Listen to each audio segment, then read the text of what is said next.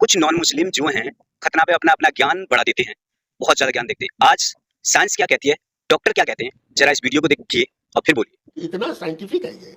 खतना बचपन में मैंने एकदम देखिए, जूस का तो पैदा ही कर देता है और मुस्लिम का जाए तो 4 साल 5 साल के अंदर हो जाता है। तो यदि हो जाए तो कम से कम एक बीमारी तो पक्का आगे नहीं होगी, कैंसर पेनिस नहीं होगा, नंबर 1। दूसरा, सफाई हमेशा रहेगी। तीसरा, डायबिटीज जब हो जाता है तो फिर दोबारा खतना करने की जरूरत नहीं। आज तक मुसलमानों का मैंने डायबिटीज के बाद खतना किया ही नहीं, क्योंकि खतना हुआ रहता है। जूस तो मेरे यहाँ नहीं आते, लेकिन मुसलमान को कोई प्रॉब्लम नहीं होता है, इसीलिए इसके बहुत फायदे हैं।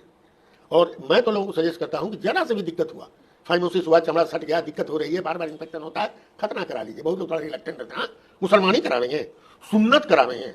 हमके भाई, ना मुसलमानी है ना सुन्नत है, ये एक साइंटिफिक ये चीज़ है। यदि मुसलमानों में या यहूदियों में किया जाता है तो उसको मानिए, देखिए अच्छी चीज़ लोग करते हैं बचपन में, तो अब तो करा लीजिए। और ये साइंटिफिक मैंने वैज्ञानिक आधार पर हम लोग बताते हैं, इसलिए खतना एक अच्छी चीज़ है।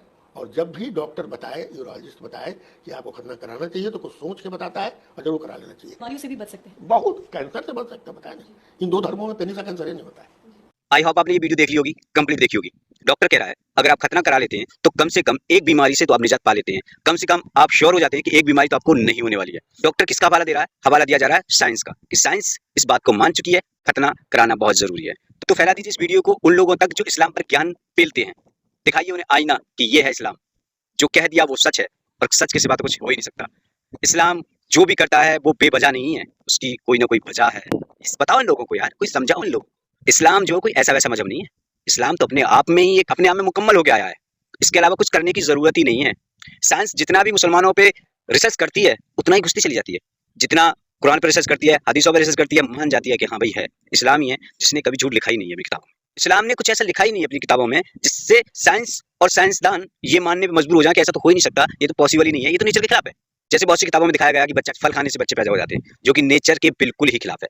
ना तो ये साइंसदानों को पसंद है बात, और ना ही हम तुम सोच के देखें तो हमें भी ये सही नहीं लगेगा, लेकिन उनकी आस्था है इसलिए लोग कुछ कहते नहीं है, आस्था पर सवाल नहीं उठाते। अदरवाइज आप भी जानते हैं फल खाने से कभी बच्चा नहीं हो सकता। अब आप उन लोगों को ये बात फैला दो जो खतना पे अपना अपना ज्ञान पेलते हैं।